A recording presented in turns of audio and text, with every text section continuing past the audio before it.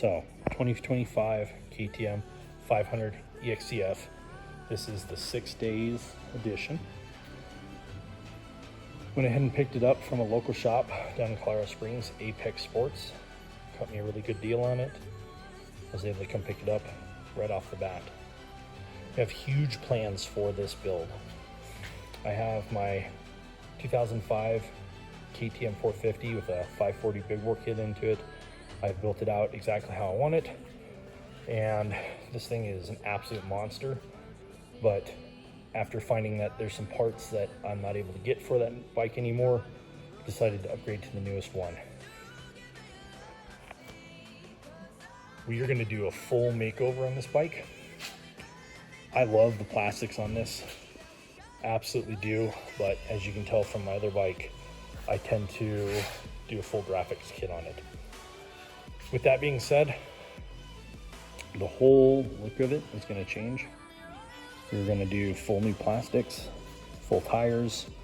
We're going to do the ECU, exhaust. We're going to do all the electronics. We're going to get rid of the horrible rear end. We're going to change out the turn signals, seat, everything. I want to keep the plastics in mint condition, being a 6-day bike.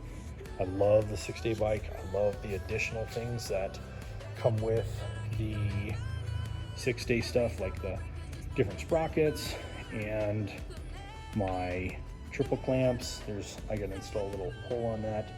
So the whole thing is gonna get revamped. I will be making a video for this, but I'll show you a preview of some of the parts that I have so far for it. Right off the bat, I have a full plastic kit to replace all the plastics in that bike. I've also included a brand new seat from Seat Concepts. This is the KTM edition with the gripper seat and the carbon fiber side. It is the tall comfort, so it should be a little bit more cushy. We do some road riding and a lot of to and from trail stuff, so that's just an added comfort. A lot of people have gone away from Cycra. I love the Cycra. As you can see, I have it on my other bike. They tend to hold up exceptionally well. Guards for my shocks, those are going to go on. I have handlebar risers. I sit at 6'3", and hunching over is probably one of the worst things for me. It's just not comfortable. And then I went ahead with new sprockets. I went with a little bit different rear sprocket. What comes on the bike is a 48 tooth, and I went up to a 51. And then the front sprocket on the 6-day is a 14, and I went to 13 on this one. So I'm gonna get a little bit different gearing, so be a little bit quicker off the bottom end. I don't need to be doing 100 miles an hour, so with this setup, this should be perfect. And then I also went with a Dirt Tricks countershaft dome spring washer. So these are the best in the business. And then I picked up myself the 3.2 Turby gas tank. I do have plans to do a lot longer rides than most people. My average is about 65 miles. I do tend to get up to the 120 mark on a frequent basis, so that's kind of a necessity. And then I went again with front and rear tires on this. The front tire is Bridgestone X31. Probably some of the best in the business. And then I added some severe duty tubes for it. So those are Tusk. I find Tusk is about the best.